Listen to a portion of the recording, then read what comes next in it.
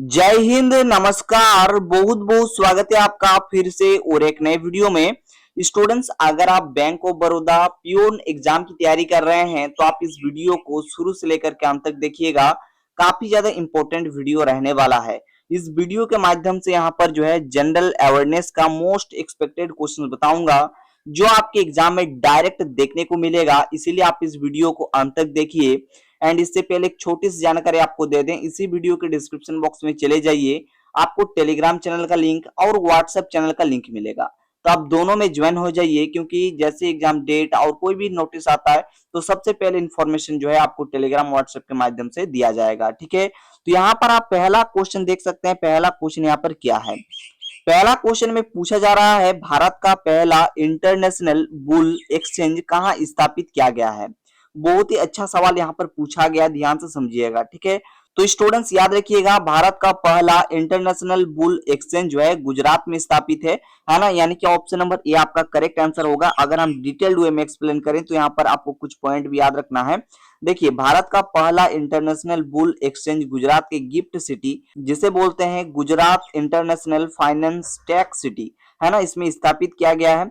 इसे India international billion exchange यानी कि IIBX कहा जाता है। और इसकी शुरुआत 29 जुलाई, यहाँ पर देखिए इसकी शुरुआत जो है 29 जुलाई 2022 को प्रधानमंत्री श्री नरेंद्र मोदी के द्वारा यहाँ पर किया गया था। क्लियर है? यहाँ तक सब कुछ समझ में आ गया होगा।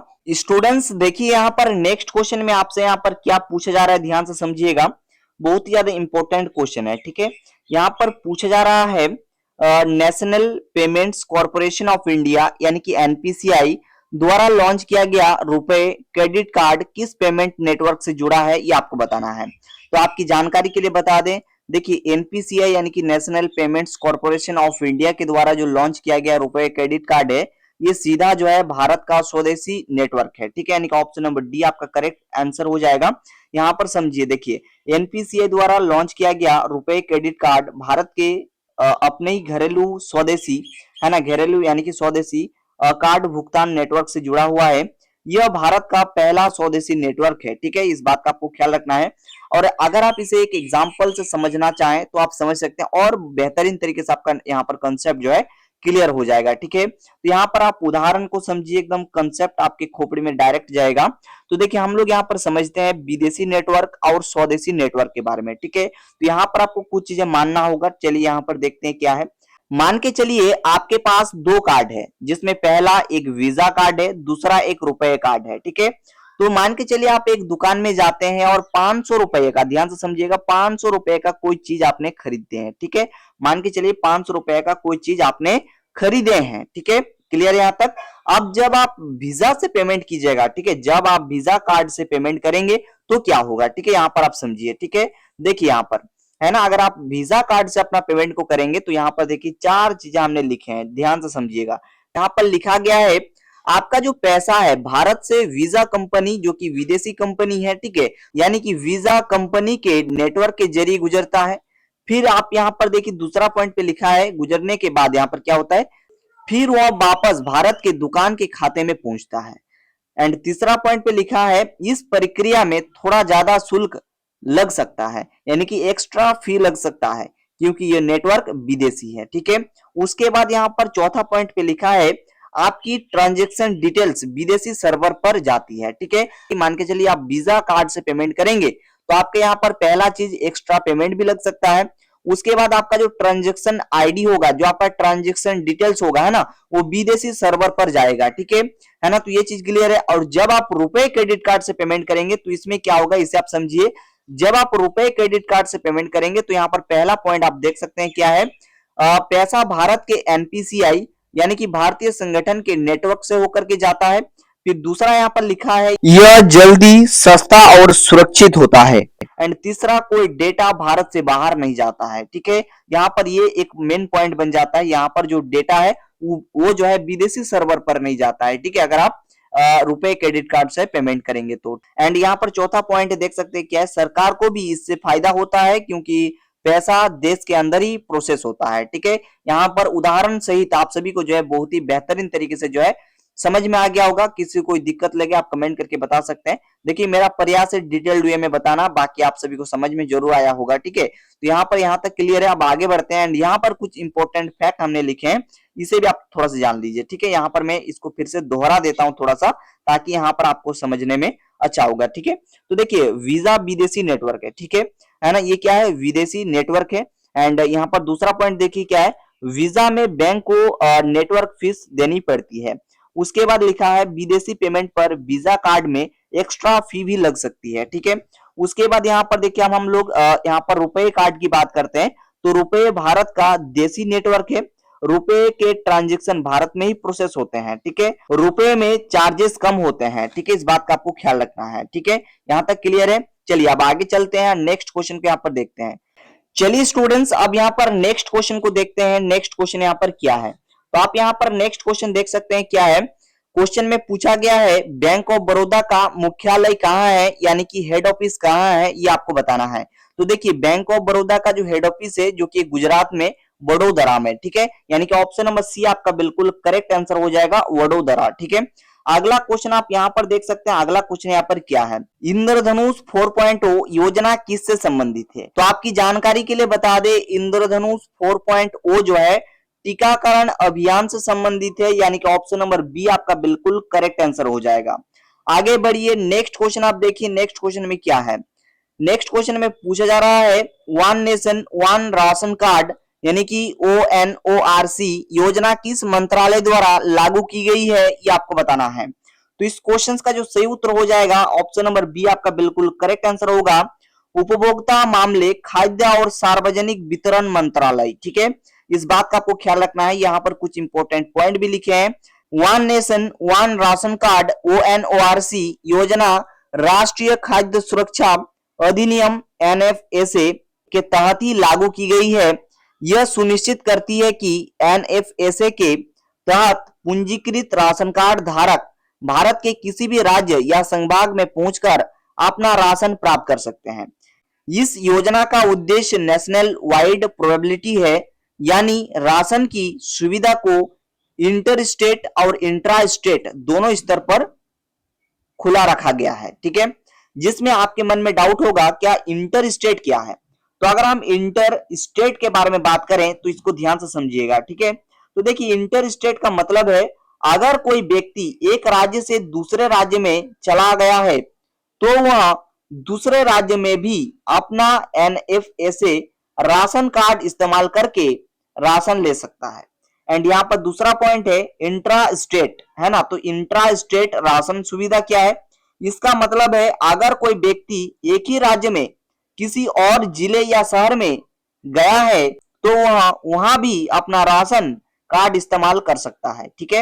यहां तक क्लियर है। आगे बढ़िए, अगला क्वेश्चन आप देखिए। अगला क्वेश्चन यहाँ पर क्या है, नेक्स्ट क्वेश्चन में पूछा जा रहा है GST काउंसिल की अध्यक्षता कौन करता है। तो याद रखिएगा GST काउंसिल की अध्यक्षता जो है वित्त मंत्री करते हैं, यानी कि ऑप्शन नंबर बी आपका बिल्कुल करेक्ट आंसर होगा, है ना। एंड यहाँ पर आपकी जानकारी के लिए बता दें, सबसे पहले GST का फुल फॉर्म अगर आपको पता है तो बताएं, ठीक है। तो देखिए GST का अगर हम फुल फॉर्म की बात करेंगे तो स्टूडेंट्स याद रखिएगा गुड्स एंड सर्विस टैक्स होता है, ठीक है। चलिए यहाँ पर आप ध्यान से देखिए, यहाँ पर कुछ पॉइंट हमने लिखे हैं जिसे आपको याद कर लेना है। जिसमें पहला पॉइंट है GST काउंसिल की अध्यक्षता भारत के केंद्रीय वित्त मंत्री करते हैं, जैसे मैंने कहा आपको। एंड यहाँ पर सबसे पहला इंपॉर्टेंट फैक्ट पे थोड़ा सा ध्यान दीजिए। देखिए सबसे पहले यहाँ पर GST का फुल फॉर्म मैं फिर से बता दूं, देखिए गुड्स एंड सर्विस टैक्स होता है, ठीक है।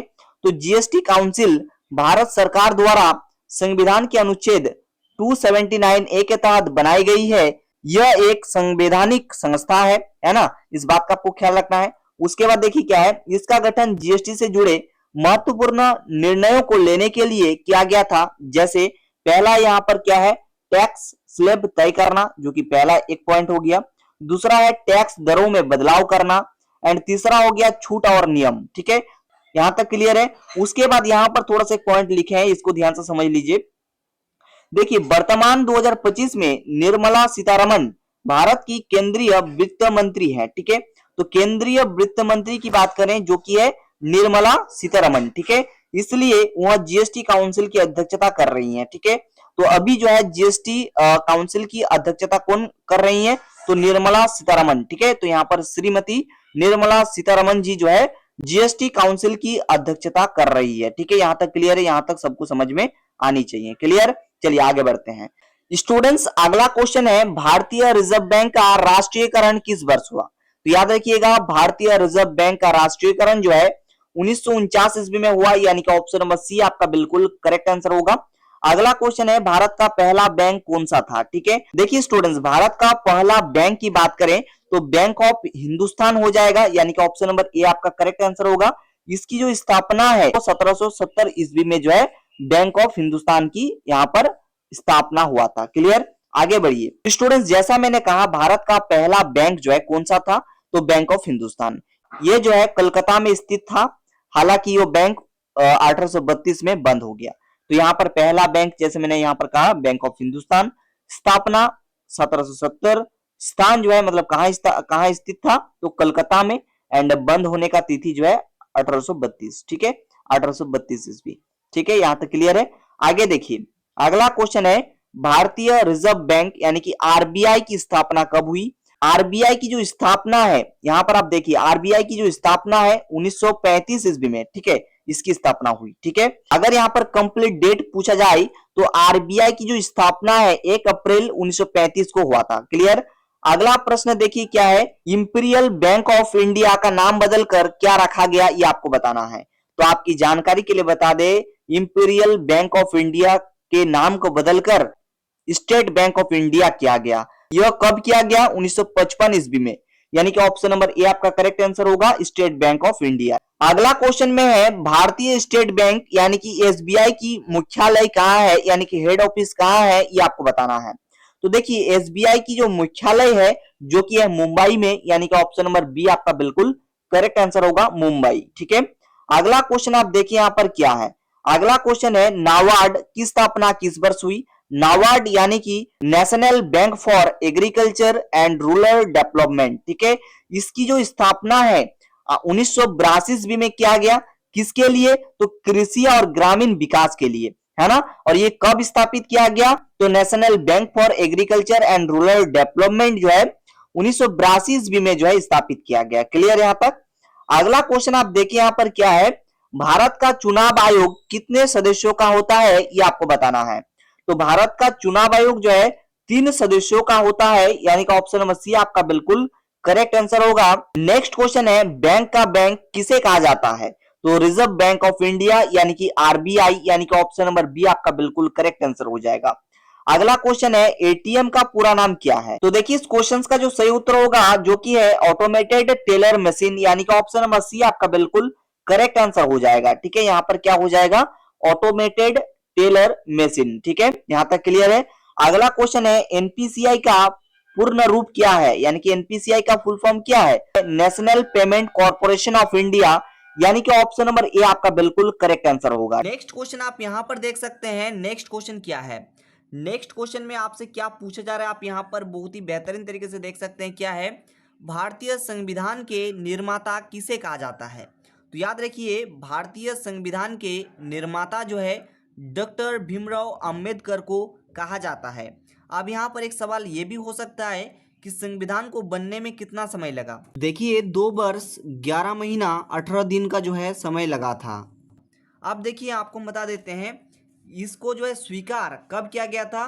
26 नवंबर 1949 को, है ना, संविधान सभा द्वारा इसको अंगीकृत किया गया था, यानी कि स्वीकार किया गया था। ठीक है, इस बात को आपको ख्याल रखना है। और पूर्ण रूप से जो लागू हुआ था कब हुआ था? 26 जनवरी 1950 को जो है संविधान को पूर्ण रूप से जो है लागू किया गया। अगला क्वेश्चन आप यहाँ पर देखिए। अगला क्वेश्चन क्या है? पूछा गया है भारत में योजना आयोग का स्थान किस संस्था ने लिया है? भारत में योजना आयोग का जो स्थान है किसने लिया है? नीति आयोग ने लिया है। 1 जनवरी 2015 को जो है 1 जनवरी 2015 को योजना आयोग के स्थान पर, है ना, योजना आयोग के स्थान पर जो है नीति आयोग को जो है स्थापित किया गया था। देखिए स्टूडेंट्स नेक्स्ट क्वेश्चन क्या है? नेक्स्ट क्वेश्चन में पूछा गया है भारत का पहला परमाणु ऊर्जा संयंत्र कहाँ स्थित है? मैं आपकी जानकारी के लिए बता देता हूं, भारत का पहला परमाणु ऊर्जा संयंत्र जो है 1969 ईस्वी में जो है 1969 ईस्वी में महाराष्ट्र में जो है स्थापित किया गया था। अब महाराष्ट्र में कौन सी जगह पे, तो तारापुर नामक जगह पे जो है भारत का पहला परमाणु ऊर्जा संयंत्र स्थित है, यानी कि ऑप्शन नंबर बी तारापुर आपका बिल्कुल करेक्ट उत्तर होगा, है ना। अगला प्रश्न देखिए, अगला प्रश्न में क्या है, नेक्स्ट क्वेश्चन में है, भारत में बैंकों को नियंत्रित करने वाली सर्वोच्च संस्था कौन सी है, तो भारतीय रिजर्व बैंक यानी कि आरबीआई, यानी कि ऑप्शन नंबर डी आपका बिल्कुल करेक्ट जवाब होगा।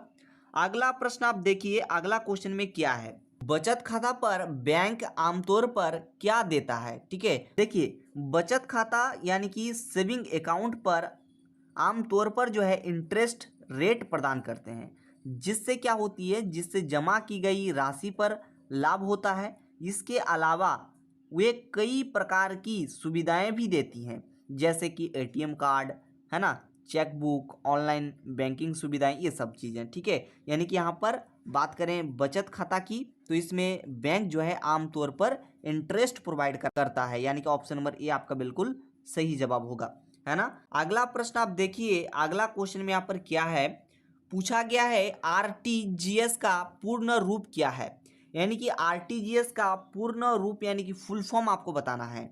तो आपकी जानकारी के लिए बता दें, आरटीजीएस का जो फुल फॉर्म होता है, जो कि होता है रियल टाइम ग्रॉस सेटलमेंट, यानी कि ऑप्शन नंबर ए आपका बिल्कुल सही जवाब हो जाएगा। अगला प्रश्न आप देखिए, अगला क्वेश्चन में क्या है, भारत में प्रधानमंत्री जनधन योजना, है ना, प्रधानमंत्री जनधन योजना की शुरुआत किस वर्ष हुई थी, ये आपको बताना है। तो देखिए भारत में अगर हम बात करेंगे प्रधानमंत्री जनधन योजना की, तो इसकी जो शुरुआत है 2014 में इसका शुरुआत किया गया, यानी कि ऑप्शन नंबर बी आपका बिल्कुल सही जवाब होगा।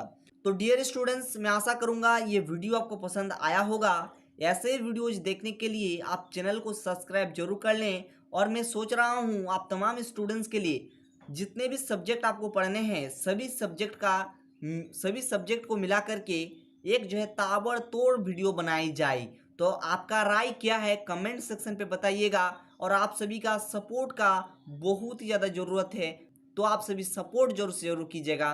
तो मिलते हैं किसी नेक्स्ट वीडियो में, तब तक के लिए थैंक यू, जय हिंद, वंदे मातरम, जय हिंद।